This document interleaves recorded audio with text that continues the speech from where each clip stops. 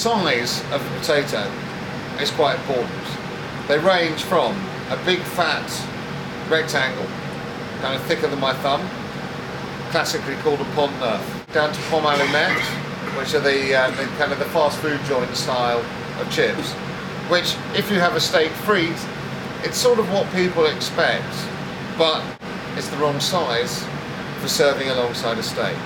What do you want your chip to do? You want it to be crisp and golden and salty and slightly moorish. You need it to soak up sauce or to be a vehicle to take the sauce, dipping your chips into Béarnaise, dipping your chips into mayonnaise. You need or want still to be able to taste potato.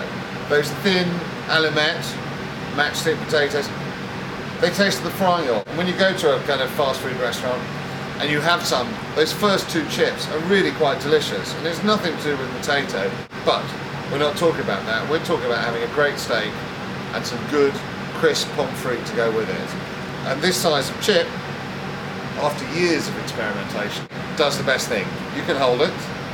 You certainly don't ever need to use a fork because it's going to go into your Béarnaise or slightly mashed into your Poivre sauce. And when you taste it, you're still going to get that hot saltiness. You're going to get the flavour of the sauce, but most importantly of all, potatoes are a great vegetable. You're going to taste the potato. They get cooked twice. First of all, you have to blanch them. And by blanching, I mean cooking them in oil rather than water at a low temperature. I've turned the fry up to 190 degrees and I'm now just going to drop those down in there and fry them until they're crisp. Lifting the chips out, shaking off the excess oil. They're golden, they're crisp. You should hear them tinkle as they hit the pan. Then, this is actually fine sea salt. Don't use something like Maldon on your chips, it all just falls off. And then, into a pan. So, crisp, golden.